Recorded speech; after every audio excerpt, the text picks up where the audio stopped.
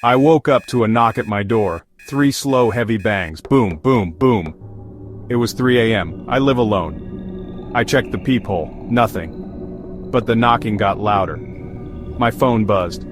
"Don't open it, it's not me." The message was from my own number. The door creaked open by itself. A tall, shadowy figure stood there, grinning. It whispered, "I was invited." I never heard the knock. I never checked the peephole. Because I never woke up. I've been dead since 3 a.m.